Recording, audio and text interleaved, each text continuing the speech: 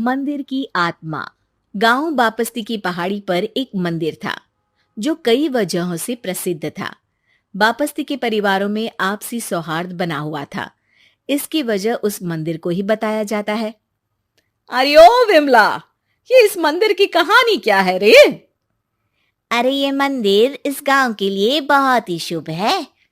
अरे शुभ तो है, तो फिर भी लोग इस मंदिर से दूर क्यों रहते हैं? ये इतना वीरान क्यों रहता है? अरे बड़े बुजुर्ग कहते हैं कि मंदिर में आत्माओं का राज है जो लोगों की मदद करते हैं, लेकिन मंदिर से सभी को दूर भी रखते हैं। अरे ये कैसी आत्माएं हैं जो लोगों की मदद भी करते हैं और लोगों को मंदिर से दूर भी रखते हैं? अरे यही चलता आया है यहाँ पर, इसीलिए कोई कुछ बोलता नहीं। क्योंकि जिसके घर में कोई भी परेशानी होती है तो बताते हैं कि इस मंदिर से उन्हें मदद मिलती है। अरे वाह, ये तो अच्छी बात है। तभी इस गांव में इतनी खुशहाली दिखती है। तभी बाहर किसी की चीखने चिल्लाने की आवाज आती है। दोनों बाहर निकलती हैं तो देखती हैं कि गांव के एक बुजुर्ग रो रहे हैं क्योंकि शहर से उन्हें कोई बुरी खबर मिली है। अरे क्या हुआ चच्चा, रो क्यों रहे हो आप? हाँ चाचा, बताओ ना, हुआ क्या? अरे क्या बताऊं बेटे, मेरा बेटा शहर गया हुआ था कमाने, लेकिन आज खबर मिली है कि उसका एक्सीडेंट हो गया। वो अस्पताल में भर्ती है। अरे तो इसमें परेशान होने की क्या बात है चाचा, जाओ शहर और बेटे का इलाज करवाओ। हाँ चाचा, विमला सही कह रही है। आप शहर जाओ और इलाज करवाओ। अरे कैसे इलाज करवाऊं, अभी पैसे नहीं है और शहर के अस्पतालों में इलाज का खर्चा लाखों में आता है। अरे चाचा, भगवान पर भरोसा रखो, कहीं ना कहीं से मदद जरूर मिल जाएगी। बस आज का दिन कैसे भी काट लो। अरे अब तो बेटा थोड़ा समय काटना भी मुश्किल होता जा रहा है। देख कमला, तू ही समझा चाचा को। अरे पैसों का कहीं ना कहीं से इंतजाम तो जरूर हो जाएगा। अरे चच्चा, जब विमला कह रही है तो थोड़ा उस पर भी भरोसा रखो। चलो आपको घर छोड़कर आ जाती हूँ। उसके बाद कमला उन बुजुर्ग को लेकर चली जाती है और विमला मंदिर की ओर चली जाती है। विमला मंदिर की सीढ़ियों पर चढ़ते हुए दूर से नजर आती है। उसके बाद वो आंखों से ओझल हो जाती है। उसी रात उस बुजुर्ग के घर के बाहर एक थैला रखा हुआ मिला। बुजुर्ग उस थैले को देखते ही चौंक पड़ा क्योंकि उसमें 5 लाख रुपए रखे हुए थे। वो बुजुर्ग सुबह दौड़ा दौड़ा गांव के दूसरे बुजुर्गों के पास गया। अरे मंगल भाई सुनो, मेरे घर के बाहर ये पैसों से भरा बैग रखा हुआ मिला है। अरे किसका है ये भाई? अरे भैया, मुझे क्या पता। तभी उधर से कमला और विमला निकलती हैं। अरे बेटा सुन तो, देख ये क्या रखा हुआ था मेरे घर के सामने। कमला और विमला हैरानी से देखती हैं।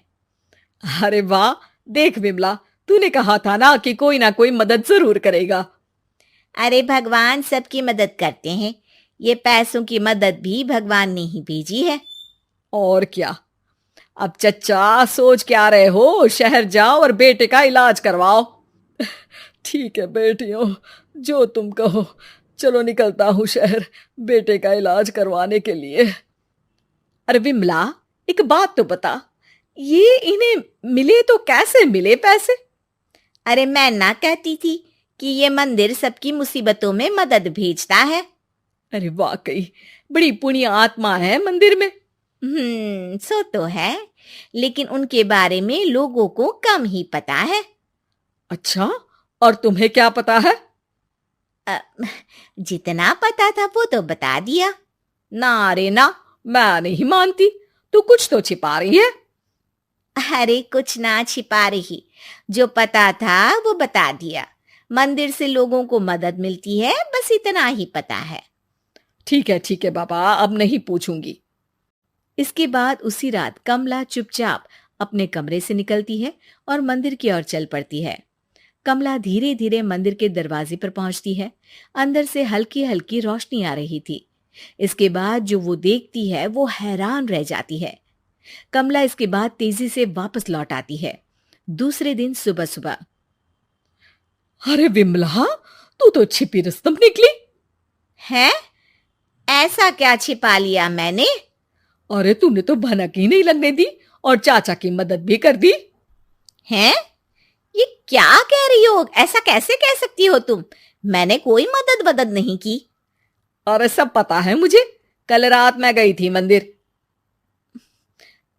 तो क्या देखा? अरे तुम्हारा पति और कुछ लोग वहां दिखे। बोरियों में नोट भरे हुए थे और सभी नोट गिनने में लगे हुए थे। तो तुम्हें क्या लगा? वो क्या कर रहे थे? अरे मैं समझ गई कि वो लोग कहीं से डकैती कर पैसे लेकर यहाँ मंदिर के पीछे छिपाते हैं। अब जब तुम जान ही गई हो तो बता देती हूँ, लेकिन ये बात किसी को पता नहीं लगनी चाहिए। मेरे पति डकैती नहीं डालते हैं, बस उन लोगों से पैसे छीनते हैं जिन्होंने गलत तरीके से पैसे बनाए हैं। और फिर लोगों की मदद करते हैं। यही है वो पुण्य आत्माएं जो लोगों को मदद पहुंचाती है। अब समझी? हाँ, अब समझी उन पुण्य आत्माओं का चक्कर। सही है। करते रहो मदद, लेकिन सावधानी से, मेरी तरह कोई और ना पहुंच जाए।